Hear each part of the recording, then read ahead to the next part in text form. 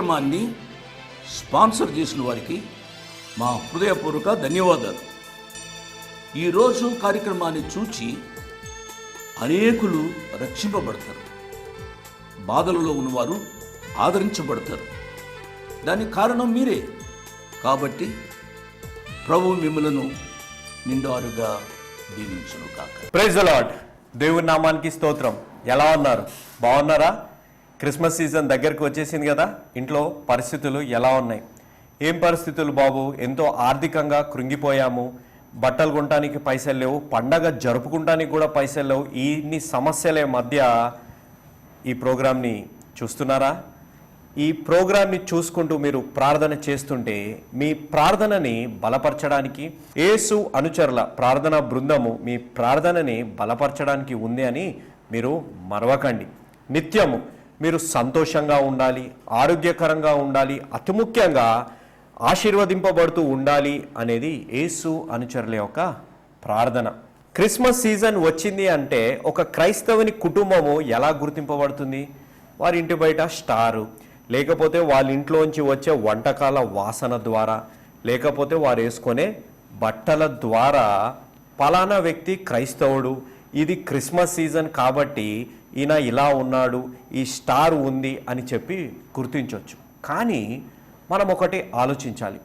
ఒక క్రిస్మస్ సీజన్లో ఒక స్టార్ వేలాడుతుంటేనే మనము క్రైస్తవులని ఎందుకు గుర్తింపబడాలి? మనము మన విశ్వాసము ద్వారా, ఆ విశ్వాసంతో వచ్చే క్రియల ద్వారా ఎందుకు గుర్తింపబడకూడదు అనేది ఒకసారి ఆలోచించాలి. ఫలానా వ్యక్తి అండి, ఆ ఇంట్లో ఉండే వ్యక్తి ఎంతో మంచివాడండి, ఎంతో విశ్వాసి అండి, ఇతరులకి సహాయం చేస్తాడు, ఇతరులకి ప్రేమిస్తాడండి, అతను ఒక యేసు అనుచరుడు అండి అని ఎందుకు గుర్తింపు తెచ్చుకోకూడదు? మనము మాత్రము కేవలం క్రిస్మస్ టైంలోనే అది ఒక క్రైస్తవ కుటుంబము, అది ఒక క్రైస్తవ ఇల్లు అని గుర్తింపు చేసుకునే విధంగా జీవిస్తున్నాం. మా జీవితము చీకటిమయమైపోయి జీవిస్తున్నాం. ఆర్థికంగా కృంగిపోయి జీవిస్తుండగా మేము విశ్వాసంతోని, ఆ విశ్వాసంతో వచ్చే క్రియలతోని మేము ఎలా జీవించాలి బ్రదర్ అని మీరు నన్ను అడుగుతుండొచ్చు. మీరు ఒక్కటి గమనిస్తే, నక్షత్రాలు ఎప్పుడు మెరుస్తాయి? ఎప్పుడైతే అవి చీకట్లో ఉన్నప్పుడే మెరుస్తాయి. అవును, అదేవిధంగా మన జీవితాలు చీకటిగా ఉన్నప్పుడు, మనం ఆర్థికంగా కృంగిపోయినప్పుడు, మనము అనారోగ్యంతో బాధపడుతున్నప్పుడు మనము విశ్వాసంతో జీవిస్తే మన జీవితాలు కూడా ఒక వెలుగులాగా ఇతరులకి కనపడతాయి. ఆ విధంగానే మనము జీవించాలి. ఎన్ని కష్టాలున్నాయి, ఎన్ని బాధలున్నా, ఎంత చీకటి జీవితంలో మనము జీవిస్తున్నా, ఏ విధంగా అయితే ఒక నక్షత్రం చీకటిలో వెలుగుతుందో అదేవిధంగా మన జీవితాలు ఎంత చీకటి జీవితంలో ఉన్నా విశ్వాసంతో వచ్చిన క్రియలతోని మనము వెలుగుగా కనపడే విధంగా మనము జీవిస్తాం. కేవలం క్రిస్మస్ సీజన్లోనే ఒక క్రైస్తవులు అనిపించుకునే విధంగా కాకుండా ఎల్లప్పుడూ ఫలానా కుటుంబము, ఫలానా ఇల్లు క్రైస్తవ ఇల్లు, యేసు అనుచరుల ఇల్లు, వాళ్ళు ఎంతో మంచివారు, విశ్వాసులు, ప్రేమ కలిగిన వారు అనే విధంగా మనము అనిపించుకుందాం. నాతో పాటు యాకోబు పత్రిక 2వ అధ్యాయం 24, మనుష్యుడు విశ్వాసము మూలమున మాత్రము కాక క్రియల మూలమునను నీతిమంతుడని ఎంచబడునని మీరు దీని వలన గ్రహించితిరి. అంటే కేవలం విశ్వాసముతోనే కాక ఆ క్రియల బట్టి మనము ఎంచబడతాము అనేది మనము మర్చిపోకూడదు. విశ్వాసం ఉందండి అంటే సరిపోదు, క్రియలు కూడా ఆ విధంగానే ఉండాలి. క్రియలు అంటే ఇంటి ముందు స్టార్ పెట్టుకుంటాము, కొత్త బట్టలు వేసుకుంటాము, పిండి వంటలు చేసుకుంటాము కాదు. విశ్వాసము అంటే ఇతరులని ప్రేమించడం, ఇతరులని క్షమించడం, ఇతరులకి సహాయం చేయడమే విశ్వాసం. ఆ విధంగా మనము జీవిస్తాం. వాక్యంలోకి వెళ్లే ముందు ప్రార్థన చేసుకుందాం. ప్రేమల మా తండ్రి, పరిశుద్ధమైన మా ప్రభువా, మరొక దినాన్ని చూడగలిగే భాగ్యాన్ని మాకు ఇచ్చినందుకు మీకు ఎంతో వందనాలు, కృతజ్ఞతలు మేము చెల్లించుకుంటున్నాం. ప్రభువా, లోకరక్షకుణ్ణి మమ్మల్ని ప్రేమించి లోకానికి పంపించారు. మా పాపాల నుంచి మాకు విముక్తి చేయడానికి మమ్మల్ని పంపించారు. మమ్మల్ని మీరు క్షమించారు. మీకు ఎంతో వందనాలు, కృతజ్ఞతలు మేము చెల్లించుకుంటాం. అదే ప్రేమ, అదే క్షమాపణ గుణం మా జీవితాల్లో కూడా మేము పాటించేలాగున మమ్మల్ని మీరు నడిపించమని మేము వేడుకుంటున్నాం. యేసు అనుచరుల మిషనరీ సంస్థ మీద, అదేవిధంగా లోకరక్షకుడు ప్రేమామయుడైన దేవుడు, క్షమించే దేవుడి మీద నమ్మకం ఉంచి పంపించిన ఈ ప్రార్థన అవసరతల కొరకే ప్రత్యేకంగా ప్రార్థిస్తున్నాం. వారిని మీరు దీవించండి, ఆశీర్వదించండి. వారి జీవితాల్లో ఉన్న అవసరతలు అక్కరతలన్నీ మీరు తీర్చిదిద్దమని వేడుకుంటున్నాం. ప్రత్యేకంగా అప్పుల బాధలతో బాధపడుతున్న వారికై ప్రార్థిస్తున్నాం. వారి ఆర్థిక స్థితిని మీరు స్థిరపరచమని మేము వేడుకుంటున్నాం. ప్రభువా, ఈ వారం ఈ ప్రోగ్రామ్ని స్పాన్సర్ చేసిన ఆనందరావు గారు కొండపల్లి నుంచి వారి కొరకై ప్రత్యేకంగా ప్రార్థిస్తున్నాం. వారి ఈ ప్రోగ్రామ్ని స్పాన్సర్ చేయడం ద్వారా ఎంతోమంది ప్రజలు మీ వాక్యాన్ని విని రక్షణ మార్గంలో నడిచే భాగ్యాన్ని ప్రసాదించినందుకు మీకు ఎంతో వందనాలు. వారిని, వారి కుటుంబ సభ్యుల్ని మీరు దీవించి ఆశీర్వదించమని వేడుకున్నాం. అదేవిధంగా ఈ టీవీ ప్రోగ్రామ్ని చూస్తున్న ప్రతి బిడ్డని మీరు పేరు పేరున దీవించి ఆశీర్వదించి వారి హృదయాల్లో ప్రేమని, క్షమాపణ అనే గుణాన్ని మీరు కుమ్మరించమని వేడుకుంటూ యేసు క్రీస్తు అతి పరిశుద్ధమైన నామం నడి వేడుకున్నాం తండ్రి, ఆమేన్. ప్రార్థనలో నాతో పాటు ఆమేన్ అన్న ప్రతి బిడ్డని దేవుడు నిండారుగా దీవించునుగాక. ఈరోజు నా వాక్య అంశం ద పవర్ ఆఫ్ ఫర్గివ్నెస్, దేవుని క్షమాపణలో ఉన్న శక్తి. దీనిని ఒక వాక్యం ద్వారా బలపరచుదాం. మత్తయి సువార్త 6వ అధ్యాయం 14వ వచనం 15వ వచనం, మనుషుల అపరాధములను మీరు క్షమించిన ఎడల మీ పరలోకపు తండ్రియు మీ అపరాధములను క్షమించును. అంటే ఎప్పుడైతే మనం ఇతరుల అపరాధములను క్షమిస్తామో దేవుడు మనల్ని క్షమిస్తారు. దీని ఇంగ్లీష్లో చాలా easy, when we forgive others we will be forgiven. దీన్ని వివరించే ముందు ఒక వీడియోని చూద్దాం. ఇక్కడ చూస్తున్న దృశ్యం, ఇతని పేరు గ్యారీ రిడ్జ్వే. చూస్తే చాలా సాధారణమైన వ్యక్తిలాగా ఉన్నాడు. కానీ ఇతను చేసిన పని 48 మంది యవనస్తులైన ఆడపిల్లల్ని అత్యాచారం చేసి చంపేశాడు. ఇతని రహస్యం అంటే ఇతని చీకటి జీవితము బయటకు రాదు అనే ఉద్దేశంతో 22 సంవత్సరాలు జీవించాడు. ఇతను ఒక స్త్రీని వివాహము చేసుకొని 13 సంవత్సరాలు ఒక మంచి భర్తగా, సంఘ పెద్దగా జీవించాడు. కానీ దేవుని దగ్గర నుంచి ఎవరిదైనా చీకటి జీవితం కానీ, రహస్య జీవితం కానీ దాగి ఉండగలుగుతుందా? ఉండలేదు కదా. అదేవిధంగా ఇతని రహస్య జీవితము బయటకి వచ్చింది, పోలీసులకి దొరికిపోయాడు. ఈయన న్యాయాధిపతి ముందు నిలబడ్డప్పుడు న్యాయాధిపతి ఇతనికి కఠినమైన శిక్ష ఇచ్చాడు. న్యాయాధిపతి అక్కడ ఉన్న బాధితుల కుటుంబాలకి ఒక అవకాశం ఇచ్చాడు. మీ హృదయంలో ఉన్నవన్నీ ఈ వ్యక్తికి మీరు తెలియజేయండి అని. అక్కడున్న వారందరూ నువ్వు ఒక క్రూర మృగంవి, నువ్వు ఒక సైకోవి, నువ్వు మనిషివే కాదు, నరకానికి వెళ్తారు అని అన్నారు. అన్నప్పుడు ఆ గ్యారీ రిడ్జ్వే ముఖంలో ఎక్కడ కూడా కదలిక లేదు, చలనము లేదు, పశ్చాత్తాపము లేదు. కానీ ఎప్పుడైతే అతను అతిగా హింసించి అత్యాచారం చేసి చంపేసి కాలబెట్టిన ఒక యవనస్తురాలి యొక్క తండ్రి అక్కడికి వచ్చాడో అతనన్న మాట, నేను ఇక్కడ తీర్పు ఇవ్వడానికి రాలేదు. ఏ విధంగా అయితే తండ్రి అయిన దేవుడు నన్ను క్షమించారో ఆ విధిగా నేను నిన్ను క్షమిస్తున్నాను అని అనగానే ఆ గ్యారీ రిడ్జ్వే ముఖంలో పశ్చాత్తాపము, అతను కన్నీటిమయము అయిపోయాడు. అవును, ఏ విధంగా అయితే తండ్రి అయిన దేవుని ప్రేమ మనలో ఉంటుందో అప్పుడే మనము ఇతరులని క్షమించగలుగుతాం. అవును, ప్రేమ లేనిదే క్షమాపణ లేదు, క్షమాపణ లేనిదే మార్పు లేదు అనేది మనము మర్చిపోకూడదు.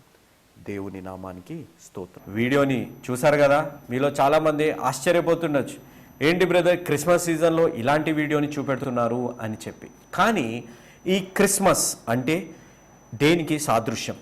దేవుని ప్రేమకి, దేవుని క్షమాపణకి సాదృశ్యం. దేవుడు ఈ లోకంలో లోక రక్షకుడిగా జన్మించారు, అంటే మన పాపాల్ని క్షమించడానికి జన్మించారు. ఆ వీడియోని కానీ మీరు గమనించినట్టయితే గ్యారీ రిడ్జ్వే అనే వ్యక్తి ఎంతో సాధారణమైన వ్యక్తిలాగా కనపడుతున్నాడు కదా. కానీ అతను చేసిన పని ఏంటిది? యవనస్తులైన ఆడపిల్లలతోని అత్యాచారం చేసి వారిని హత్య చేశాడు. ఎంతమంది? 48 మందిని అతను చంపేశాడు. అతన్ని చూస్తే అలా కనపడట్లేదు కదా. మానవుడి జీవితంలో 3 జీవితాలు ఉంటాయంట. ఏంటిది అనంటే, ఒకటి ప్రజల కోసం, ఒకటి వ్యక్తిగతమైన జీవితం, ఒకటి రహస్యమైన జీవితం. ఈ మాట నేను ఎందుకు అంటున్నాను అంటే, ఈ గ్యారీ రిడ్జ్వే అనే వ్యక్తి 22 మంది యవనస్తులైన ఆడపిల్లల్ని చంపేశాక అతను వివాహం చేసుకున్నాడు ఒక స్త్రీని. వారి వివాహము ఎన్ని సంవత్సరాలు కొనసాగింది అంటే 13 సంవత్సరాలు వారి వివాహము కొనసాగింది. ఆ స్త్రీ, నా జీవితంలో ఇంత మంచి వ్యక్తిని నేను చూడలేదు, ఈయన ఎంతో ప్రేమ కలిగిన వ్యక్తి, ఎంతో ఓర్పు కలిగిన వ్యక్తి, నన్ను ఎంతో ప్రేమించే వ్యక్తి అని చెప్పి ఆ భార్య సాక్ష్యం ఇచ్చింది. కానీ ఆ భార్య కన్నీరు కార్చుకుంటూ అన్న మాట, ఇంత మంచి వ్యక్తి కానీ ఆయన రహస్య జీవితము నాకు తెలీదు, ఆయన రహస్య జీవితంలో ఇంత క్రూరమైన పనులు అతను చేస్తున్నాడు అని చెప్పి నాకు తెలీదు అని అన్నది. 13 సంవత్సరాలు ఒక భర్తగా, ఒక తండ్రిగా, సంఘంలో ఒక పెద్దగా జీవిస్తున్న వ్యక్తి ఆయన రహస్య జీవితంలో ఎలా జీవించాడు? ఒక క్రూర మృగములాగా యవనస్తులైన ఆడపిల్లల్ని అత్యాచారం చేసి వారిని చంపేసి అతను జీవిస్తున్నాడు. ఎంత బాధాకరమైన జీవితాన్ని ఆ గ్యారీ రిడ్జ్వే జీవించాడు. అతను చంపినట్టు తన సొంత భార్యకు కూడా తెలీదు. ఎంత వ్యక్తిగతమైన జీవితం అంటే, ఒక పర్సనల్ లైఫ్లో భార్యతో అన్నీ పంచుకునే భర్తగా ఉన్న వ్యక్తి అతని రహస్య జీవితం మాత్రం తనతోని ఆయన పంచుకోలేదు. ఆయన 22 సంవత్సరాలు ఎలాంటి శిక్ష లేకుండా స్వేచ్ఛా జీవిలాగా జీవించాడు. అమెరికన్ పోలీసు ఆశ్చర్యపోయేవారు, ఇన్ని హత్యలు జరుగుతున్నాయి, ఎవరు ఈ హత్యలు చేసేది, ఇన్ని సంవత్సరాలు అయినా మేము అతన్ని పట్టుకోలేకపోతున్నాము అని వారు ఎంతో బాధపడేవారు. కానీ పాపము దాగగలుగుతుందా? దాగలేదు కదా. ఎప్పటికైనా మన రహస్య జీవితము బయటకి రావాల్సిందే. మనం అనుకుంటుండొచ్చు, మనం ఎన్ని తప్పులు చేసినా, ఎవరి గురించి మనం మాట్లాడినా, ఎవరెనుక మనం ఏవైనా వారికి హాని చేసే విధంగా మనము జీవించిన, వారితో అలా ప్రవర్తించినా మన రహస్య జీవితం బయటకు రాదులే అని మనము అనుకోవచ్చు. కానీ ఎలాంటి పాపమైనా బయటకి రావాల్సిందే, ఎలాంటి రహస్య జీవితమైనా బయటకి రావాల్సిందే. అందుకే కదా రక్షక భటులు అంటే పోలీసు వారు ఉన్నది కూడా. ఎలాంటి నేరాన్నైనా బయటకి తీసుకొని రావాల్సిన పని రక్షక భటులు, పోలీసుదే. కానీ మన దేవుడు, లోక రక్షకుడు, మన హృదయాన్ని ఎరిగిన దేవుడు కూడా చేసేది అదే. నాతో పాటు పౌలు గారు కొరింథీయులకు రాసిన మొదటి పత్రిక 4వ అధ్యాయం 5వ వచనం. కాబట్టి సమయము రాకమునుపు అనగా ప్రభువు వచ్చి వరకు దేనిని గూర్చియు తీర్పు తీర్చకుడి. ఆయన అంధకారమందలి రహస్యములను వెలుగులోనికి తెచ్చి హృదయములోని ఆలోచనలను బయలుపరచునప్పుడు ప్రతి వానికి తగిన మెప్పు దేవుని వలన కలుగును. అంటే మన జీవితంలో ఉన్న చీకటి జీవితాలు, మన జీవితంలో ఉన్న రహస్య జీవితాలు వెలుగులోకి వస్తాయి. దేవుడు చూస్తున్నాడు అనే భయాన్ని మన జీవితంలో మనము కలిగి ఉండాలి. గ్యారీ రిడ్జ్వే ఆ యుఎస్లో ఉన్న నేరస్తుడు అని అనుకున్నాడు, నేను ఇంతమందిని చంపాను, నన్ను ఎవరు పట్టుకోలేదు, కాబట్టి నేను వివాహం చేసుకొని అలాంటి అత్యాచారాలు చేస్తూనే ఉన్నాడు. అతను అనుకున్నాడు, నేను ఇన్ని రోజులు చేశాను, వివాహము చేసుకున్నాక కూడా చేస్తున్నాను, నన్నెవరు పట్టుకుంటారు అని. కానీ దేవుడి నుంచి ఏదైనా దాగగలుగుతుందా? దాగలేదు కదా. అదే అక్కడ జరిగింది. ఎప్పుడైతే అతను ఒక న్యాయాధిపతి ముందు నిలబడ్డాడో, న్యాయాధిపతి అడిగాడు, నువ్వు పలానా స్త్రీని అత్యాచారం చేశావు, నీకు తెలుసా అంటే అతను ఇచ్చిన జవాబు ఏంటిది అంటే, నేను ఎంతమందిని అత్యాచారం చేశానో నేను మర్చిపోయాను, నేను ఎవరెవరిని చేశానో నేను మర్చిపోయాను, వారి ముఖాలు కూడా నాకు గుర్తులేవు అని అతను జవాబిచ్చాడు. అతనిచ్చిన జవాబు విన్న బాధితుల కుటుంబాలు ఆశ్చర్యపోయారు. ఇతను ఇంత క్రూరమైన మనిషి, అసలు ఇతనికి హృదయం అనేది ఉందా, ఎలాంటి మనిషి ఈయన అని చెప్పి వారు ఆశ్చర్యపోయి బాధపడ్డారు. కానీ ఆయన చేసిన పాపము మాత్రము వెలుగులోకి వచ్చింది. అది మాత్రం మనము మర్చిపోకూడదు. మన జీవితాల్లో ప్రత్యేకంగా యవనస్తులు మనం ఎన్ని తప్పులు చేసినా ఎవరు చూడట్లేదులే, నా తల్లిదండ్రులు చూడట్లేదులే, నా అన్నదమ్ములు చూడట్లేదులే, నేను ఎవరితో పడితే వాళ్ళతో తిరగొచ్చు, నేను మందు తాగొచ్చు, నేను సిగరెట్ తాగొచ్చు అని జీవిస్తుండొచ్చు. ఎలాంటి పాపమైనా వెలుగులోకి వస్తుంది అనేది మాత్రం మనం మర్చిపోకూడదు. అన్నయ్య, వివాహము జరిగినాక ఎలాంటి సంబంధాలు పెట్టుకొని మీరు జీవిస్తున్నారు? అక్కయ్య, నువ్వు కూడా ఎలాంటి సంబంధాలు పెట్టుకొని జీవిస్తున్నారు? భర్తకు తెలియకుండా ఇతర పురుషులతో సంబంధం పెట్టుకుంటే ఎంతో థ్రిల్లింగ్గా ఉంది, నన్ను ఎవరు చూడట్లేదు, నా భర్త చూడట్లేదులే అని అనుకుంటుండొచ్చు. అన్నయ్య, నువ్వు కూడా అదే చేస్తుండొచ్చు కదా. ఆఫీస్ అని చెప్పి, లేకపోతే ఆఫీస్లో ఎక్కువ సమయం అవుతుందని చెప్పి ఎలాంటి సంబంధాలు పెట్టుకుంటున్నారు, ఎవ్వరు చూడట్లేదు అని అనుకొని. కానీ దేవుడు చూస్తున్నాడు. తమ్ముడు, చెల్లెమ్మ, దేవుడు చూస్తున్నాడు. ఎలాంటి రహస్య జీవితాన్నైనా బయటకి తీసుకువస్తారు అనే భయము మన జీవితాల్లో ఉండాలి. దేవుని యందు విధేయులుగా మనము జీవించాలి, భయభక్తులు కలిగి మనము జీవించాలి. ఈ పాపము మనల్ని స్వర్గానికి తీసుకెళ్ళదు. నరకానికి ఎన్నో దారులున్నాయి, కానీ స్వర్గానికి మాత్రం ఒకటే దారి, అదే యేసు క్రీస్తు. ఆయన యందు విశ్వాసంగా జీవిస్తేనే మనము పరలోకానికి వెళ్ళొచ్చు అనేది మనము మర్చిపోకూడదు. ద పవర్ ఆఫ్ ఫర్గివ్నెస్, దేవుని క్షమాపణలో ఉన్న శక్తి గురించి నేను చెప్పాలని ఆలోచించినప్పుడు నేను 2 విషయాల గురించి చెప్తాను. కుటుంబంలో కావాల్సిన క్షమాపణ, వ్యక్తిగత జీవితంలో కావాల్సిన క్షమాపణ. కుటుంబంలో కావాల్సిన క్షమాపణ గురించి చెప్పాలని నేను ఆలోచించినప్పుడు దేవుడు నాకు యోసేపు గారి గురించి చూపెట్టారు. యోసేపు నాకెంతో ఇష్టమైన క్యారెక్టర్. ఆయన జీవించిన జీవితంలో ఆయన ఎంతో గొప్పగా జీవించారు. ఆయన బలహీనతలో దేవుడు ఆయన బలమై ఉన్నారు. అంత గొప్ప జీవితాన్ని యోసేపు గారు జీవించారు. సొంత తోబుట్టులు, ఆయన ఎంతగానో ప్రేమించిన తోబుట్టులు ఆయనకెంతో హాని చేశారు. అతన్ని చంపేయాలని ఆలోచించారు. చివరికి అతనిని బానిసగా అమ్మేశారు. కానీ యోసేపు గారు ఏమి చేశారు? ఎప్పుడైతే తన సొంత సోదరులని అతను చూశాడో అతను ఎంతో ఆనందించారు. మొట్టమొదటిగా అతను చేసిన పని, అతను వారిని క్షమించారు. అంత గొప్ప హృదయము మన జీవితాల్లో ఉందా? అన్న కానీ, తమ్ముడు కానీ, చెల్లె కానీ, అక్క కానీ ఒక చిన్న మాట అంటేనే మనము పడము, అవునా? కొన్ని సంవత్సరాల వరకు మనము వారితోని మాట్లాడము. అలాంటి జీవితము మనము జీవిస్తాం. కానీ చంపేయాలని ఆలోచన కలిగి, చంపేయాలని ప్రయత్నించి చివరికి అతన్ని అమ్మివేసిన సోదరులని యోసేపు గారు క్షమించారు. ఎంత విశ్వాస జీవితము యోసేపు గారు కలిగి ఉన్నారు. మన జీవితాల్లో అంత విశ్వాస జీవితం మనకుందా? ప్రతిరోజు ఛానల్స్లో కానీ, సంఘాలలో కానీ, ఎక్కడికి వెళ్ళినా క్రైస్తవులకి చెప్పే మాట ఏంటిది? నిన్ను వలె నీ పొరుగు వారిని ప్రేమించు. ఆ మాటకి అనుగుణంగా మాత్రం మనము జీవించము. కానీ వేరే విషయాలన్నిట్లకు మనము లోకస్తుల వలె జీవిస్తుంటాం.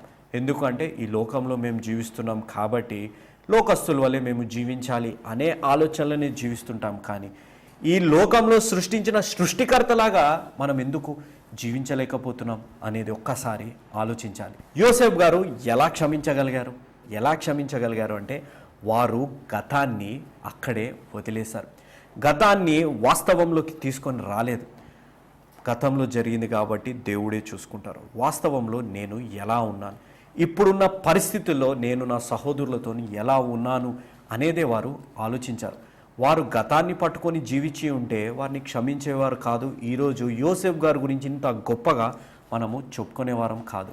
కానీ Yosef left the past, he focused on his future. అవును, మన జీవితాల్లో ప్రత్యేకంగా ఇప్పుడున్న లోకంలో మనం మొట్టమొదటిగా చేసే పని, ఏవైనా కొట్లాటలు కానీ, ఏవైనా భేదాభిప్రాయాలు వస్తే, నువ్వు అప్పుడు అలా చేసావు, నువ్వు ఇప్పుడు ఇలా చేసావు, నువ్వు అప్పుడు ఈ మాటలు అన్నావు, నువ్వు అప్పుడు ఇలా నాతో ప్రవర్తించావు అనేదే మనం పట్టుకొని వస్తుంటాం. కానీ అన్నయ్య నువ్వెంత చేసినా నేను నిన్ను క్షమిస్తున్నాను, అక్కయ్య నువ్వెంత చేసినా నేను నిన్ను క్షమిస్తున్నాను అనే మాట మనము ఎందుకు అనలేకపోతున్నాం?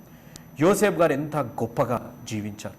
నాతో పాటు ఆదికాండం 45వ అధ్యాయం 7వ వచనం 8వ వచనం, ప్రాణముతో కాపాడుటకు దేవుడు నీకు ముందుగా నన్ను పంపించెను, కాబట్టి దేవుడే గాని మీరు నన్ను ఇక్కడికి పంపలేదు. అంత గొప్ప మాట మనము అనగలుగుతామా? మనకి జీవితాల్లో ఎంత బాధలు కలిగినా, ఎంత హింస కలిగినా పర్లేదు, మీరు నన్ను అవమానించిన మాటలు, మీరు నన్ను నిందించిన మాటలు నాకు ఆశీర్వాదకరంగా మారాయి అని మనము అనగలుగుతామా? అనలేము కదా. మనం ఎప్పుడూ గతాన్ని పట్టుకునే మనము జీవిస్తుంటాం. అలాంటి జీవితాన్ని మనము జీవించకూడదు. లోక రక్షకుడైన దేవుడు ఎందుకు జన్మించారు? మనల్ని ప్రేమించి జన్మించారు, మనల్ని రక్షించడానికి జన్మించారు, మన పాపాల్ని క్షమించడానికి లోక రక్షకుడైన దేవుడు జన్మించారు. ఆ యేసులాగా మనము జీవించగలుగుతున్నామా? ఆ యేసులాగా మనము క్షమించగలుగుతున్నామా? మనము ప్రేమించగలుగుతున్నామా అనేది ఒక్కసారి ఆలోచించాలి. మనము ఎవరినైనా క్షమించాలి అనంటే ముందుగా మనం ఏం చేయాలి? వారిని ముందుగా మనము ప్రేమించాలి. ప్రేమ లేనిదే క్షమాపణ లేదు అనేది మనము మర్చిపోకూడదు. ఏ విధంగా అయితే యేసు ప్రభువారు మనల్ని ప్రేమించి మనల్ని క్షమించారో ఆ విధంగా మన జీవితాల్లో, మన కుటుంబాల్లో, మన వైవాహిక జీవితంలో ప్రేమించిన వారిని మనం క్షమించగలుగుతున్నామా? ఎంత సొంత తోబుట్టిల్ని కూడా మనము క్షమించలేకపోతున్నాం. పరిశుద్ధ వివాహము చేసుకొని దేవుని యందు వాగ్దానాలు చేసిన వారము మనము సొంత భార్యని, సొంత భర్తని కూడా మనము క్షమించలేకపోతున్నాం. ఎందుకు క్షమించలేకపోతున్నాం అంటే మన హృదయంలో దేవుని ప్రేమ లేదు కాబట్టి ఇతరులని మనము క్షమించలేకపోతున్నాం. ఒక్కసారి మనం ఆలోచించాలి. ప్రేమ ఉంటేనే క్షమాపణ అనేది ఉంది అనేది మర్చిపోకూడదు.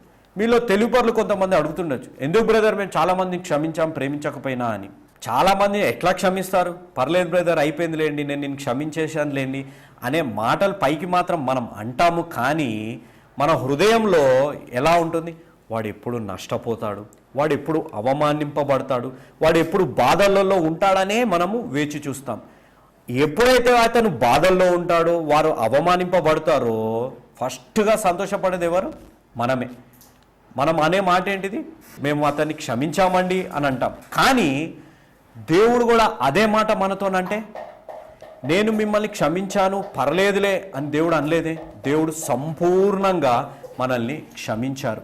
అలాంటి క్షమాపణ మన జీవితాల్లో ఎందుకు లేదు? పైకి మాత్రం క్షమించినట్టు మనం నటిస్తూ వాళ్ళు ఎప్పుడు బాధపడతారో, వారు ఎప్పుడు ఎంత కష్టాలలో ఉంటే సంతోషించే వారంగా మనము జీవిస్తాం. కానీ యేసు ప్రభు అలా జీవించలేదు.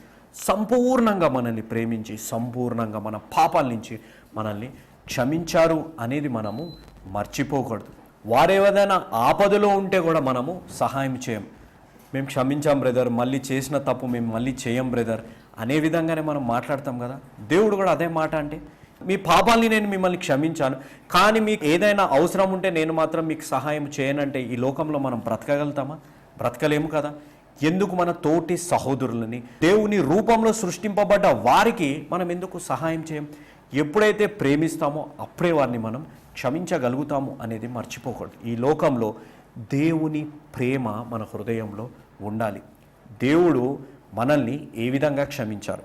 జెర్మియా గ్రంథం 31వ అధ్యాయం 34వ వచనం, నేను వారి దోషములను క్షమించి వారి పాపములను ఇక నెన్నడూ జ్ఞాపకము చేసుకొనను గనుక. అంటే ఆయన జ్ఞాపకము చేసుకోడు. ఆయన గతంలో జీవించే దేవుడు కాదు, ఆయన వాస్తవంలో జీవించే దేవుడు. అందుకే I am who I am అనే మాట అన్నారు. I was who I was అనే మాట దేవుడు అనలేదు. అలాంటి దేవుడు మన జీవితాల్లో మన మధ్య ఉన్నప్పుడు మనం ఎందుకు గతాన్ని పట్టుకొని మనము జీవిస్తుంటాం అనేది ఒక్కసారి ఆలోచించాలి. ఈ రోజుల్లో వైవాహిక జీవితంలో ఏవైనా సమస్యలు వచ్చినప్పుడు, ఏవైనా భేదాభిప్రాయాలు వచ్చినప్పుడు ఎలా జీవిస్తున్నారు? పెళ్లి రోజు జరిగిన సంఘటనల నుంచి ఇప్పటి వరకు ఏవేవి జరిగాయి అన్నీ గుర్తుపెట్టుకొని, పెళ్లి రోజు మీ బంధువులు నన్ను సరిగ్గా చూసుకోలేదు, నేను మీ ఇంటికి వస్తే మీ అత్తగారు నన్ను సరిగ్గా చూసుకోలేదు అనే మాటలన్నీ తీసుకొచ్చుకుంటా అవన్నిటి గురించి మాట్లాడుతుంటారు. అవునా? బిల్లీగ్రామ్ గారి భార్య ఒక గొప్ప మాట అన్నారు, marriage is the union of two forgivers. అంటే ఒకరి తప్పులను ఒకరిని క్షమించుకుంటూ ప్రేమించుకుంటూ ముందుకెళ్ళే వారిదే వివాహ బంధము అని. అంత గొప్ప మాట రాయబడ్డప్పుడు మనము ఏ పరిశుద్ధ బంధంలో ఏ వాగ్దానాలు చేసి మనము వివాహం చేసుకుంటామో వారిని ఎందుకు మనం క్షమించలేకపోతున్నాం? మన జీవితాల్లో విడిపోవడానికి పడే కష్టము కలిసి ఉండటానికి ఎందుకు మనం పడట్లేదు అనేది ఒకసారి ఆలోచించాలి. ఎప్పుడో జరిగిన సంఘటనలన్నీ పట్టుకొని వారిని విడిపోవడానికి వాడుకుంటూ మనము జీవించకూడదు. ఈ రోజుల్లో డివోర్స్ కేసెస్ ఇండియా 8వ స్థానంలో ఉంది మొత్తం లోకంలో. అంటే మన విశ్వాస జీవితము ఎలా ఉంది అనేది ఆలోచించాలి. ఎలాంటి విశ్వాస జీవితము మనము కలిగి ఉన్నాం? దేవుని పరిశుద్ధ వివాహంలో మనం కట్టబడినప్పుడు ఆ పరిశుద్ధ వివాహానికి మనము గౌరవం ఇస్తున్నామా? ఎలాంటి జీవితాన్ని మనము జీవిస్తున్నాము అనేది ఆలోచించాలి. ఈ రోజుల్లో ఒక కొత్త ఫ్యాషన్, రెవరెండ్ అని చెప్పి పాస్టర్ అని చెప్పి దేవుడు పిల్లలమని చెప్పుకున్న వారు కూడా కట్నాలు అని అడిగి వేధిస్తున్నారు. ఎంతోమంది చెల్లెలు ఫోన్ చేస్తున్నప్పుడు, అన్నయ్య పాస్టర్ గారు అని చెప్పి వారి కుమారుడు అని చెప్పి వివాహం చేసుకున్నాము, ఆయన ఎంతో దైవభక్తి కలిగిన వ్యక్తి అని వివాహం చేసుకున్నాము, లేకపోతే సంబంధాన్ని చూస్తున్నాము, కానీ వారు కట్నాలు అడుగుతున్నారు అని చెప్పి. నేను ఇప్పుడు ఒక మాట అంటాను, ఈ లోకంలో వచ్చినప్పుడు మనం ఏమి తీసుకొని రాలేదు, ఈ లోకం నుంచి వెళ్ళేటప్పుడు మనం ఏమీ తీసుకొని వెళ్ళాము, కానీ మనతో పాటు మనుషులు ఉంటారు. ఈ లోకంలోంచి మనం వెళ్ళిపోయేటప్పుడు మనుషులు ఉంటారు అనేది ఎందుకు మనము మర్చిపోతున్నాం? పాస్టర్గా ఉన్నవారు, రెవరెండ్గా ఉన్నవారు, లేకపోతే విశ్వాసులు అని అనిపించుకునే వారు కట్నాలు వస్తాయా పరలోకానికి? మీరు తీసుకునే డబ్బు పరలోకానికి వస్తుందా? మీ ప్రేమ, మీ రక్షణ, మీ ఆప్యాయత, మీ క్షమాపణ గుణమే లెక్కింపబడతాయి కదా. మరి ఎందుకు సొంత భార్యని లేకపోతే సొంత భర్తని ఎందుకు మనం ప్రేమించట్లేదు? వీరు ఇలాంటి వారు, వీరు అలాంటి వారు, అప్పుడు అలా చేశారు, ఇప్పుడు అలా చేశారు అని గతాన్ని పట్టుకొని మనం ఎందుకు జీవిస్తున్నాం? ఒక్కసారి మనము ఆలోచించాలి. మీలో కొంతమంది అడుగుతుండొచ్చు, బ్రదర్ అన్నయ్య, మేము ఎన్నిసార్లు క్షమించినా నా భర్త మారట్లేదు, నేను ఎన్నిసార్లు క్షమించినా నా భార్య మారట్లేదు అని అంటుండొచ్చు. అవును, మనం క్షమించే అంతవరకు మనము క్షమించాలి. తర్వాత దేవుడే వారికి జవాబిస్తారు. ఈ లోకంలో అన్నయ్య కానీ అక్కయ్య కానీ మీరు ఒక్కటి గుర్తుపెట్టుకోవాలి, సమయము ఉంది అనే మాటతో పాటు సమయము అయిపోయింది అనే మాట కూడా ఉంది అనేది మర్చిపోకూడదు. అక్క ఈరోజు నీ తప్పుని క్షమిస్తుంటే ఈరోజే పశ్చాత్తాపడి అక్క దగ్గరికి వెళ్ళండి. అక్కయ్య, అన్నయ్య ఈరోజే నిన్ను క్షమిస్తుంటే నీ తప్పును తెలుసుకొని పశ్చాత్తాపడి అన్నయ్య దగ్గరికి వెళ్ళి మీ ఇద్దరు కలిసి ఈ క్రిస్మస్ సీజన్లో ప్రేమతోని క్షమాపణ కలిగి ఉండి ఒక సంతోషమైన క్రిస్మస్ని మీరు జరపండి. ఏ విధంగా అయితే యోసేపు గారు వారి తోబుట్టుని వారికి క్షమించారో, వారందరూ కలిసి ఎంతో సంతోషంగా జీవించారో, ఈరోజే మనమందరము కలిసి సంతోషంగా జీవించాలి. ఈరోజు మన కుటుంబాలలో ఎలాంటి విభేదాలున్నా, మన కుటుంబంలో ఎలాంటి మనసు కష్టాలున్నా, వైవాహిక జీవితంలో ఎలాంటి మనసు కష్టాలున్నా వారిని మనం క్షమిస్తేనే కానీ తండ్రి అయిన దేవుడు మనల్ని క్షమించరు అనేది మనము మర్చిపోకూడదు. ఏ విధంగా అయితే యోసేపు గారు క్షమించారో, ఏ విధంగా అయితే యోసేపు గారు పగ తీర్చుకోకుండా ప్రేమతోని క్షమాపణ హృదయం కలిగి వారిని క్షమించారో, మనం కూడా అదేవిధంగా క్షమించాలి. మన జీవితంలో ఎలా ఉన్నాం? తోబుట్టులుగా ఉన్నవారు, చిన్ననాటి నుంచి అన్నీ పంచుకొని ప్రేమతోని ఐక్యతతో పెరిగిన వారు పెళ్ళి అయ్యాక ఎందుకు మన తమ్ముడు కానీ అక్క కానీ అన్నయ్య కానీ వారు కష్టాలలో ఉన్నప్పుడు వారిని ఎందుకు మనము సహాయము చేయలేకపోతున్నాం? ఆస్తి అని చెప్పి కొట్లాడుకుంటూ మనం విడిపోయి జీవిస్తున్నాం, కానీ ఎందుకు కలిసి ఉండి వారితో ప్రేమని పంచుకొని మనము జీవించలేకపోతున్నాం? పరిశుద్ధ స్థలములో వివాహము చేసుకున్న వారు ఈరోజు ఎందుకు భేదాభిప్రాయాలు వచ్చాయని విడిపోయి జీవిస్తున్నారు? హత్యలు దాకా విశ్వాసులు ఎందుకు వెళ్తున్నారు అనేది ఆలోచించాలి. ఎప్పుడైతే మనం క్షమించగలుగుతామో ఇతరులు అప్పుడే మారుతారు. అవును, మన జీవితాల్లో దేవుడు మనల్ని క్షమించారు కాబట్టే మనము మారగలిగాం. మనకి ఒక అవకాశము వచ్చింది అనేది మనము మర్చిపోకూడదు. ప్రేమ లేనిదే క్షమాపణ లేదు, క్షమాపణ లేనిదే మార్పు లేదు అనేది మనము మర్చిపోకూడదు. అలాంటి క్షమాపణ గుణం, అలాంటి ప్రేమ కలిగిన గుణం ఈరోజే మీ జీవితాల్లో రావాలి అనంటే ముందుగా ఒక పని చేయాలి. మన పాపాలని మనము ఒప్పుకుందామా? ఈరోజే లోకరక్షకుడైన దేవుణ్ణి మన సొంత రక్షకునిగా అంగీకరిద్దామా? ఒక యేసు అనుచరుడుగా మనము మారుదాం. ఎందుకు అనంటే యేసు మార్చేది జీవితాలు, మతాలు కాదు అనేది మర్చిపోకూడదు. ఈ వారమంతా అప్పుల బాధలతో బాధపడుతున్న వారి కొరకై ప్రత్యేకంగా ప్రార్థించాం. మీ ఆర్థిక స్థితిని దేవుడు తప్పనిసరిగా స్థిరపరుస్తారు అనే విశ్వాసము మా జీవితాల్లో ఉంది. మా ప్రార్థనను కూడా దేవుడు ఆలకించారు అనే నమ్మకము మాకుంది. వచ్చే వారం క్షమాపణ కావాలని, రక్షణ కావాలని వేచి చూస్తున్న వారి కొరకై ప్రత్యేకంగా ప్రార్థిస్తున్నాం. మీ కుటుంబాల్లో, మీ వైవాహిక జీవితంలో క్షమాపణ కావాలా? అతి ముఖ్యంగా ఆ క్షమాపణ కావాలి అంటే ముందు రక్షణ కావాలి. మీ కొరకు మేము ప్రార్థిస్తాం. రక్షణ పొందాలని ఆశగా ఉన్న వారందరూ మీ ప్రార్థన అవసరతలన్నీ ఈ కింద ఉన్న ఫోన్ నెంబర్లకు ఇవ్వమని నా మనవి. యేసు అనుచరులు ఒక మిషనరీ సంస్థ. ఈ సంస్థ నిర్వహించు సమాధాన సమయం కార్యక్రమము మేము ఏ డబ్బుండో, ఏ విదేశీ సహాయం ఉండో, లేకపోతే ఏ సంఘం ఉండో స్థాపించట్లేదు. ప్రత్యేకంగా ఈ ప్రోగ్రాము యవనస్తులను ఉత్తేజపరచాలి, వారిని రక్షణ మార్గంలో నడిపించాలి అనేది మా ఆలోచన. ఈ ప్రోగ్రాం నిర్విఘ్నంగా కొనసాగాలి అనంటే మీరు మా కొరకు ప్రార్థించాలి, మమ్మల్ని ప్రోత్సహించాలి, ఈ ప్రోగ్రాంకి మీరు సహాయపడాలి. మీరు సహాయపడమని, యవనస్తుడైన నన్ను మీరు ప్రోత్సహించమని, నేను ఆత్మీయంగా ఇంకా బలపడాలని నా కొరకు మీరు ప్రార్థించమని నా మనవి. ఇంతవరకు వాక్యాన్ని విన్న ప్రతి బిడ్డని దేవుడు నిండారుగా దీవించునుగాక. ఆమేన్.